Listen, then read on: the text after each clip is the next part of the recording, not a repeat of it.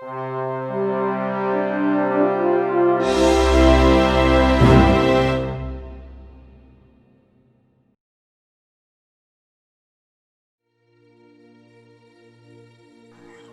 to another episode of the Ad Astra podcast. Today we have with us Professor Julio Samsó, who is, someone who has a lot of work on the history of mathematics, the history of astronomy in particular in the Iberian Peninsula. He is currently an Emeritus Professor of the University of Barcelona, and he's a member of several academies of sciences and history, the Real Academia of Buenas Letras de Barcelona, the Real Academia de Historia of Madrid, and also the International Academy for the History of Science. He is someone who has published a lot, extensively, has several papers of different topics on the history of astronomy, and also many books. Which we'll give a list in the description of the video. So, welcome. Welcome, and thank you for accepting our invitation. Yes. Okay. Thanks to you, because as Elena knows very well, I'm not a historian of astrology proper. I know. I'm a historian of astronomy. Mm-hmm. And about 30 years ago, suddenly a student coming from Seville came to see me with a manuscript, astrological manuscript, to see whether I could help him. Help her, sorry, was a lady. And when I began reading the manuscript, I saw that I didn't understand a single word of what all that about. So mm-hmm. I decided I had to do something about my lack of competence in the field of astronomy, and I began to study something. But mainly my interest in I believe that being a historian of astronomy, one cannot forget about astrology. Mm-hmm. It is actually applied astronomy. Why on earth did astronomers begin to work on astrology? Mainly because this allowed them to live on something. The casting horoscopes for royal families, for important people, was a way in which they could support their living, in which they could begin earning their bread and butter. Mm-hmm. On the other side, it is obvious that the research was patronized mainly by monarchs, by kings and so on, precisely because they thought that astronomical research gave them a possibility of improving their predictions. I mean, why on earth did Alfonso X, King of Castile, promote the Alphonsine tables? Only because he was interested in having better horoscopes who could advise him about what he had to do when governing Castile. And exactly the same could be said about Peter IV of Aragon, who did exactly the same, and the result was a compilation of the tables of Barcelona. Mm-hmm. There is a good story concerning the great Eastern astronomer Nasir ad-Din Tusi and the foundation of the Observatory of Malaga in Iran. Mm-hmm. It was at the time of the Mongol invasion, and Nasir ad-Din Tusi went to Hulagu Khan, the son of Genghis Khan, and asked him that he needed to do a research program on astronomy. And with this, and the compilation of a new set of astronomical tables, he believed that he could provide the monarch with better horoscopes and better, more reliable predictions. Mm-hmm. And actually then Hulagu asked him, how long do you want to make observations for? How long time? And he said, well, 30 years. 30 years is a period of the revolution of Saturn. And he said, oh, this is too long, it is going to be too expensive. He said, then 12 years. 12 years is the period of Jupiter. Yeah. So at the end of the story, Malaga lived long enough to prepare several sets of astronomical tables. But the reason why this was made was exactly because of astrology. I mean, kings were interested in having good predictions. Yes. Yeah, well, for the astrologer, it could be a way of earning the living, of earning their bread and butter, as you said. But it was also sometimes very dangerous. As you mentioned in some of your works, sometimes they would make predictions that were against their patrons, and they could pay with their lives, for instance. I don't think this is exactly true. You are mentioning, for example, the origins of astrology in Al-Andalus with the person of Dabbi, who is he is a very old man. He was active at the end of the 8th century. So this is a very early period in the history of Al-Andalus. And the trouble is that he was, as another of the astrologers of his own group, was punished with a death penalty, not because of their predictions, but because they were very well aware of everything that was going on in the royal palace in Cordoba. And he had been talking too much to people outside on what was happening. I mean, astrologers were clever, and they would never predict something that would be contrary to their own interests. I mean, I don't think this is so far. I mean, you always make what you predict. An astrologer must be a good psychologist, and he knows very well what the interests of his patron are, because after all, there are so many variables in the analysis of an horoscope that you can predict anything you're interested in. This is my opinion. Probably you won't agree with me, and a professional astrologer will not be in agreement with me. I have had discussions on this topic with several professional astrologers, but really I believe that this is like that. You predict what you want. What I think, and I think I can speak for both of us, is that the political context and the social context will predominate over any kind of rule of astrology, any kind of consideration. So when they are predicting, especially in the royal court, it's never about pure astrology. It's most of the time has to do with the political environment. Because they have to do. It's their survival that is at stake. And also the predictions are, as Elena was saying, perhaps shaped sometimes too much for by the astrologers on bias towards the subject. We see that, for example, a lot in Europe in the 15th century, where most of the predictions are about the war with the Arabs and the fall of the Arabs, of the Saracens, and they always mention that whenever there is a sign or they interpret a sign of political change, they usually go for a topic which is something of their interest, the European interest at the time. So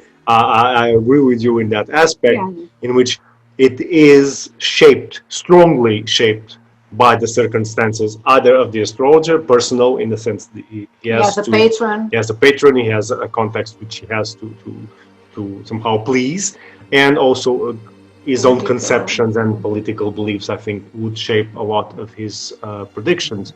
And some aspects of astrology, indeed, are sometimes a bit fluid and can be taken in many directions depending on the astrologer. That is true. But at the same time, there is also rules and structures which you see in place, which even with a lot of wishful thinking, they cannot be completely. You see that they're obviously moving that too much in a direction that they want, and that's not what the rules are saying. And I've seen examples where you can clearly see that the astrologer knows that what he's saying is not absolutely correct. He's just saying it to gild and paint that in a more favorable tone, something which is clearly is not what the horoscopes say if you go by the book. But yes, I think this is part of it's never the human about, side of astrology. The human side. It's never about pure astrology when it comes to written predictions. And I can give you another example that is, for me, very interesting. The manuscript I studied for my PhD has horoscopes of children. And one of them, it's the children of the astrologer who is writing. And he calculates the longevity of this child. And he cannot give the child, according to the rules, he cannot give this child many years to live. But it's his son. So he's trying to push the rules. And he goes as far as using a different table of terms. You know, the terms of Ptolemy and the Chaldean terms and Egyptian terms. And he changes the table. So it is, the term is better, so it will be a bit better. So he's trying to play within the rules without going out of the rules, but still pushing the rules, forcing, because it is his son. And the sad part is that in the end, he writes with another color, with a different ink. He lived only 22 days or something like that. So the child died, but we can see the human part here. He was trying to calculate something that was favorable for his child, and he couldn't. So he was like pushing the rules as much as possible. So it's never about rules, like theoretical rules, purely astrology. It is always shaped by the environment, whether the political, religious, or personal environment of the astrologer. So yeah, we do agree with you, and we understand what you say. There are many examples of this. Actually, what interests me as a bird is not the predictive part of astrology. I have practically never done anything on this side. I'm interested in the relation between astrology and mathematics. Yes, the techniques. Yes. The techniques and their application in the form of astronomical tables. This has been mainly my topic. And I have discovered funny things that happened. For example, in the 14th century, there was an astrologer called Ibn Azuz, who was working in Fez in Morocco. At the moment in which there was a battle, an important battle, the Battle of El Salado, between the army of Alfonso XI of Castile and a coalition of the Nasrid of Granada and the Maronites of Morocco. And this fellow had cast the horoscope of the battle. Unfortunately, the horoscope didn't agree with the actual result of it. So, what did this man do? Who is responsible for that mistake? Somebody is. Okay. Who is responsible for that mistake? Obviously, the tables, the astronomical tables he was using. He was using the tables of an important Tunisian of the 13th century, Ibn Ishaq. And he decided that he needed to change the mean motion parameters of the tables. And he made observations using an armillary sphere during 1 year in Fez, and then he corrected the mean motion tables, but he corrected them in order to get exactly what he wanted. He cast the horoscope once more. It is most interesting technique, which we could call experimental. I mean, they're using an experiment, and it is obvious that all the Arabic astrological texts say that the sources of astrology are on the one side qiyas, which is analogy, reason by analogy, and the other one is experience, the control. And for example, another astronomer and astrologer of the 11th century who was living in Toledo this fellow said that they compiled a new set of tables in the team that conducted, the main researcher was Qadi Said of Toledo. Probably these tables he refers to are the Toledan tables. Mm-hmm. And he says that with these tables are the only ones with which the computation of the animodar. The animodar is a technique used in order to calculate the moment of conception and the relation between conception of a baby and his birth. And there are two techniques, one by Ptolemy, the other by Hermes, and says, using these tables are the only ones in which I can check that both systems of prediction are agreed.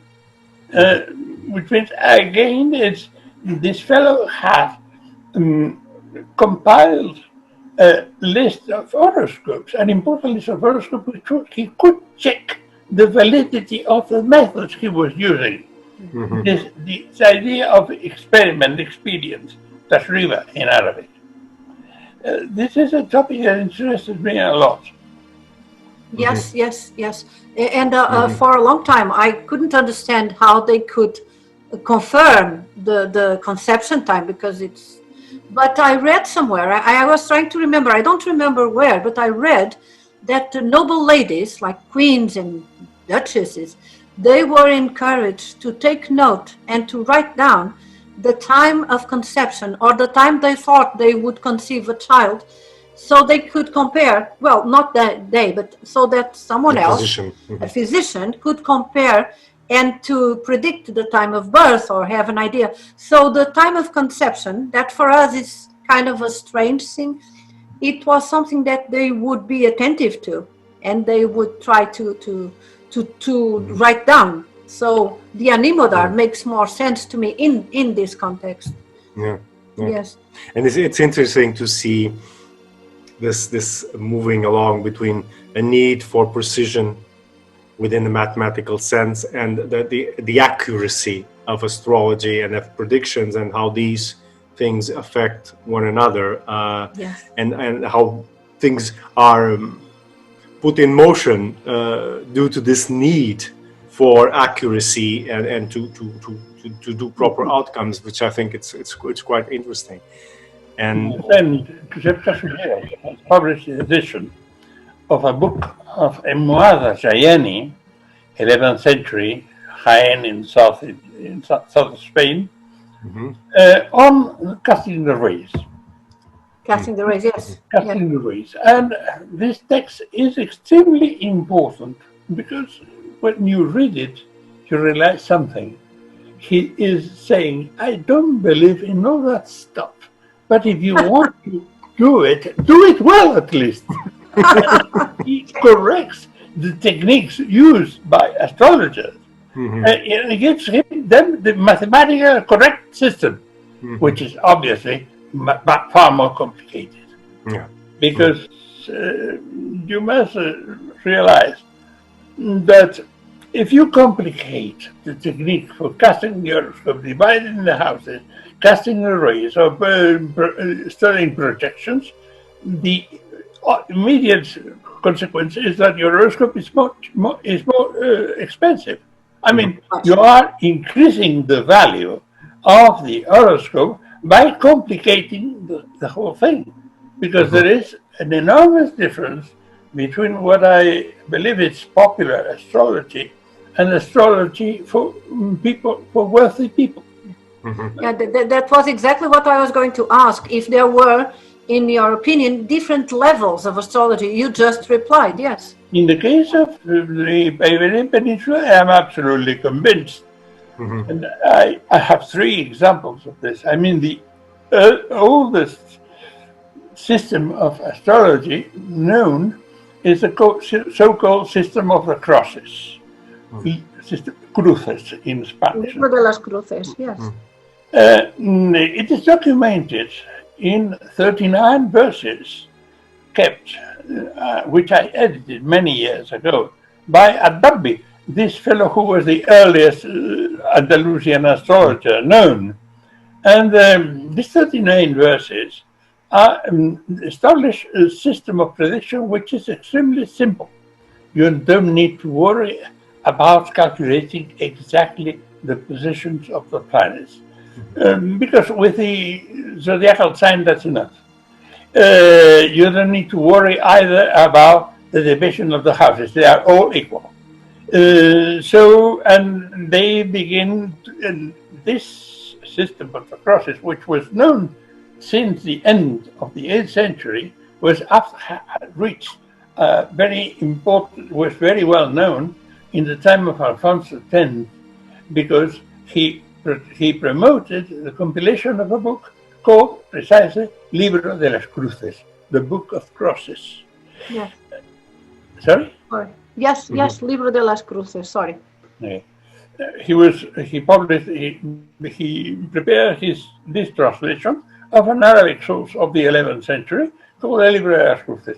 And this was popular astrology that was probably used by astrologers in the marketplace. And we know this. We know this because there are treatises of what is called in Arabic Hisba. And Hisba is the policing of the market. There were civil servants who were in the markets controlling, for example, that weights and measures were correct, and that the quality of the materials they were selling was in agreement with the prices and so on. But there are texts on the policing of the market in which the author says it is absolutely forbidden to have astrologers in the marketplace. If he forbids the presence of astrologers, it means that there were astrologers in the marketplace, and who had to cast very simple horoscopes that would be cheap enough for ladies and gentlemen who were going to the market to be able to buy them and buy an horoscope for each day if necessary. And he was using this kind of experience, and it is not the only system known. Another one was mentioned yesterday. I was watching the interview with Charles Vernet, and he was talking about the Alcandriana. The Alcandriana is a collection of Latin texts, probably compiled in the 10th century in Catalonia, and they have been edited by David Just. And it is a collection of systems extremely simple. I mean, you just make lists of possible combinations, you have the answer there. And a third possibility is Ramon Llull, or Raimundus Lullius, his Liber de Nova Astronomia, which is not astronomy, it's astrology, and which uses also extremely simple procedures. And why does he do this? Probably because he learned this as a result of his travels through the Maghrib, to northern Africa. And probably he got his sources there, and he used them. This is the fact that Alfonso X published the Libro de las Cruces, which is simple popular astrology, is in contrast with the fact that he also published, made the translation of Ibn Abi Rijal, Kitab al-Barif al-Rum, el libro cumplido en los judicios de las estrellas, and this was a serious astrology for people, for important people, for wealthy people. So this was like stratified. We had very high quality calculations, and then simple, and what we also could think the equivalent of newspaper astrology today, like your sign will be, so the very, very low quality, simple astrology. And this is interesting because what makes it better is actually the mathematics that is in it. Yeah. The amount and the complexity of mathematical calculations would make it better. Because it could be another thing, it could be another criterion, it could be like the amount of interpretation, but apparently it's more like the mathematics. And do you think these are also stratified in terms of practitioners, in which you have educated, mathematically educated practitioners practicing a higher level of astrology and less educated astrologers doing the market type astrology? Or do you think that is not as clear? I think this is what happened exactly. And the reason is that in order to use a set of astronomical tables, you have a certain amount of work and you have to be competent. Mm-hmm. I mean, computing the position of one planet using a set of tables takes about half an hour. If you are casting an horoscope, you have to compute the position of Sun, Moon, Mercury, Venus, Mars, Jupiter, Saturn, plus the lunar node. Mm-hmm. 8 positions, which means about 4 hours of work. Nowadays, all this is far easier. I mean, there are computer programs that solve all the technical aspects of astrology, and the astrologer is limited to analyzing the results of the computations made by the computer. But in the Middle Ages, not. But there were efforts made in this sense in order to facilitate the task of astrologers. And these efforts were made exactly in Al-Andalus. These efforts were of different kinds. One of them was that astronomers earned their living by computing sets of ephemerides, which means solar, lunar, and planetary positions for a whole year. And then they used. Another one was a technique used by the great astronomer of the 11th century, Maghrib, who compiled perpetual almanacs, which used some cycles of the planets. The simplest way is the sun. The sun has a cycle of 4 years. In 4 years, in theory, if you calculate the position of the sun for 4 consecutive years, the positions will be repeated in the following sets. And the same thing happens with all the planets. They have specific cycles. And this perpetual almanac, in theory, if you were not interested in the high precision, you could use the perpetual almanac and don't have to calculate. Another thing was the equatoria. The equatoria were the planet. The astronomical instruments, which were a collection of Ptolemaic planetary models made to scale, so that you could compute graphically with minimum calculation the position of every planet for a given date. And this is the example how the needs of because all these things, almanac, ephemerides, almanacs, and equatoria, have no meaning whatsoever for an astronomer, but they are extremely useful for an astrologer. Yes. Yeah, the equatorium is another fascinating instrument, which leads us to the importance of instruments. Before, you mentioned that this astronomer that was not very happy with the horoscope of Batalha del Salado, he recalculated and he went to observe and corrected the tables. So the interaction between instruments and direct observation and tables that already existed or they were to be corrected or some. So between these tables and instruments, there is this kind of, I would say tension, but also dynamics. So, and we have also the tables and then the equatorium, which is another way to calculate the position of the planets. So could we have just a brief mention to the importance of direct observation and instruments in astronomical and astrological calculation? Observations in my context are very rare. I know, for example, that Ibn Zakalu observed the sun for 25 years and the moon for 37. But we do not have a single description of an observation. I mean, It doesn't. I think Right. there is a lot of computation and very little observation. Okay. I mean, in the context of, the area I'm working on, which is the Iberian Peninsula plus the Maghrib. And the Iberian Peninsula, I was very worried because I knew nothing about Portuguese astrology. And then this is why I began trying to get your publications in order to have be able to say something. Because apart from the present of Zakut in Portugal in the 15th century, I knew practically nothing about all this, but never mind. I mean, observations, yes, there were observations, obviously, but they have not been described, and this is very suspicious. On the other hand, instruments, yes, of course. The most useful instrument is the astrolabe. And the astrolabe, for example, the division of the houses is made very easily with an astrolabe. Yes, yes.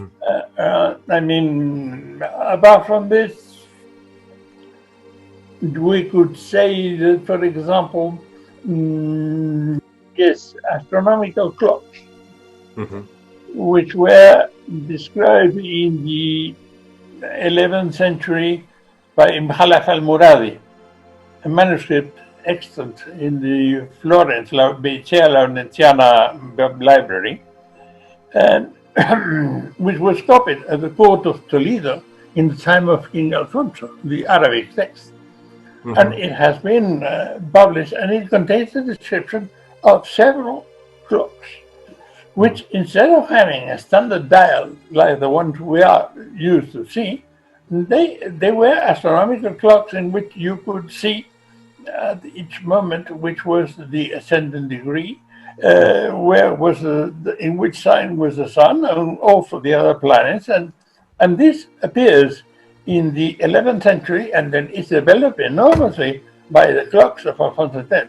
I'm sorry to talk always about him, but he is one of I'm very fond of him, and I have been reading Alphonsine texts for many years. And this is another thing that has a certain interest. Although I doubt that normal astrologers could have at their disposal something so technological and so expensive as having an astronomical clock at his disposal.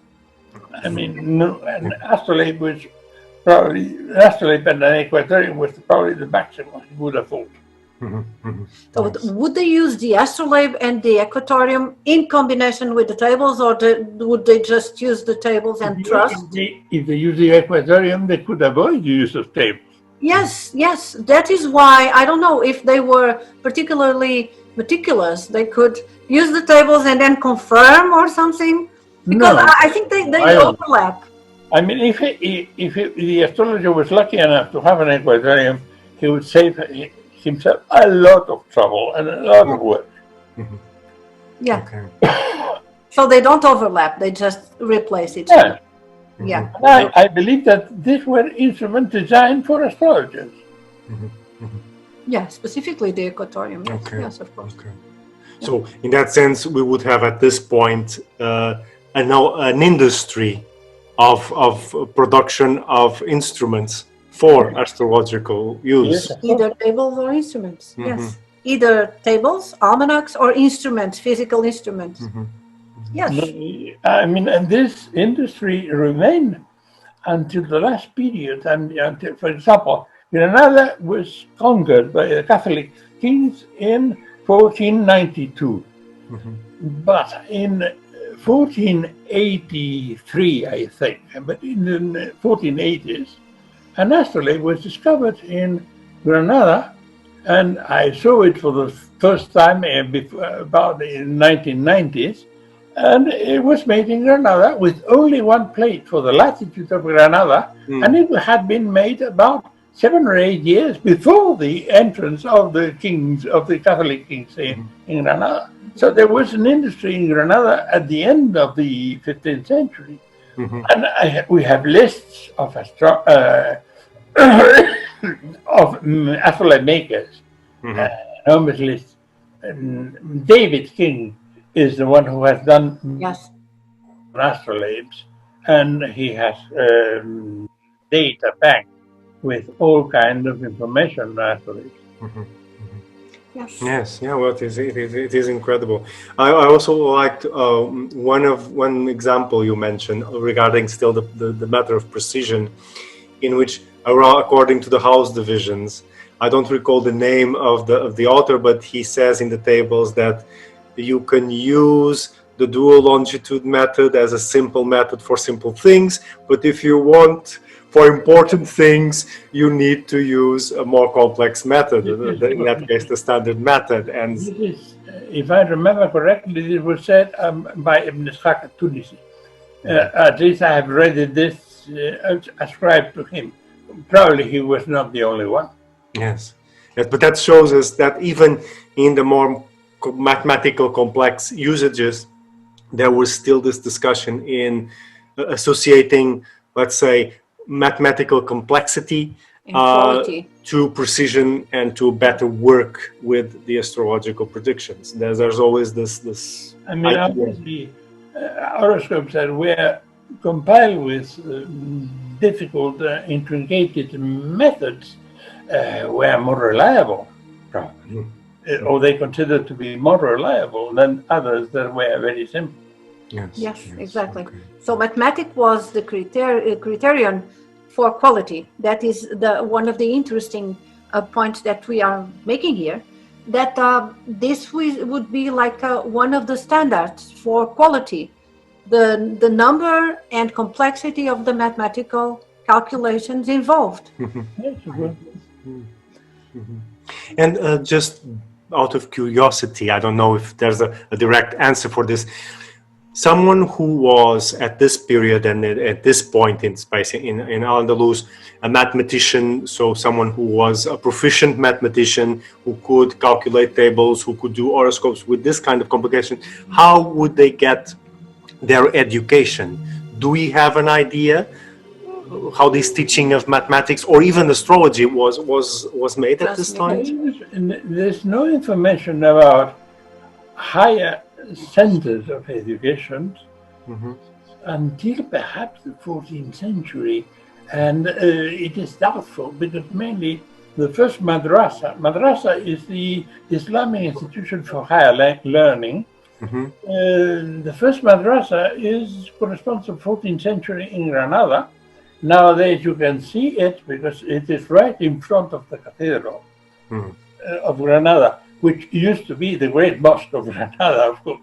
I mean, the power always keeps the same positions throughout history, and religion also. I mean, when you have an old Roman basilica, you have then a church, and afterwards a mosque, and then a mosque, church again, you see. Yes. The madrasa of Granada, I mean, the main purpose of the madrasa was not the teaching of mathematics or astronomy, it was the teaching of law. I mean, the purpose was educating people to have important positions in the government of the country. And they needed to have a preparation in the field of law, but there was some teaching of mathematics, there was some teaching of astronomy. We have information about this, but it is rare and late. Until then, my impression is that if you wanted to learn some astronomy, you look for an astronomer and ask him, could you teach me something? It was more direct. So we had some sort of apprenticeship. And where they were, I mean, mosques are the typical place where teaching can be done. And in the history of Islam, many mosques have developed being centers of education. In Egypt, in Cairo, for example, you have the famous mosque Al-Azhar that has become a university. And the same happens in Fez, the Qarawiyyin Mosque. But information about this in the Cordoba Mosque, for example, I have never read anything. Probably it was more like a teacher, master student direct. Yes. This is always a problem. Once you don't have written sources and notes, it's very difficult to really see how it goes. Yes, because that's one of the things that I've been researching sporadically, although I'm working in a completely different area, which is 16th century and 17th century, so completely out of this period. But it's still a problem to really understand how astrology is taught, because of course there are the universities, there are courses, but this is much later. We really don't have a proper idea of how the process of teaching flows through time, being in Christian context or Latin context or Muslim context or any other. We have ideas, but I don't think we have still a good idea. Yeah. Yes. It is. If you, it is difficult when you talk about, when you find some in a text and the word astrology, astrologia, you are never sure what it means. Does it mean? For example, in the 15th century, in the University of Salamanca, there was a chair of astrology.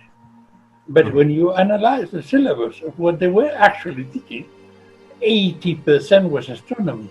There was some astrology, in spite of the name. Yeah. Yes. Yeah, the name it isn't clear until mid-17th century, from what I've been able to understand. Right.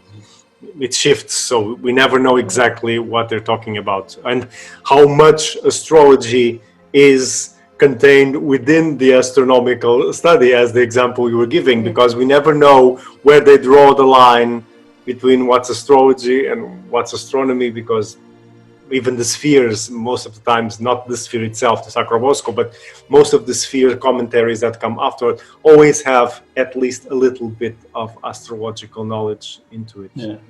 Yeah. It's difficult to tell them apart. But I think it's an interesting line of research to try to understand how the knowledge is transmitted from student to pupil, and how does it go. Okay. Yes. Well, I think our conversation has. We could stay here. We could stay here forever. Professor, thank you very much for this. And maybe we can resume our conversation sometime in the future. Sometime. Yes, perhaps when we know that you're about to publish a book on the history of mathematics, which also includes your research. Astronomy, not mathematics. Oh, astronomy. Astronomy. Sorry. And maybe when the book is published. I don't have a degree in mathematics. I have a degree in Arabic studies. Oh, okay. With astronomy, when you work on astronomy, even if you don't know mathematics, you just have to know a little bit of spherical trigonometry. Yeah. And that's enough. If you are doing history of mathematics, you need to know many more things. Yes. A little bit more. So perhaps we can meet again and talk a little bit more when your book comes out on the history of astronomy, which also includes a little a chapter, not so little, a chapter on the astrological part of astronomy and its applications. So probably by the end of this year, when the book is out, we can resume our conversation here. It will be a pleasure for us. Yes. And well, we thank you very much. Thank you very much for being with us, and it was really a pleasure to talk to you and to know and to divulge a little bit of a fragment of your work in this topic. Thank you. All right, thank you.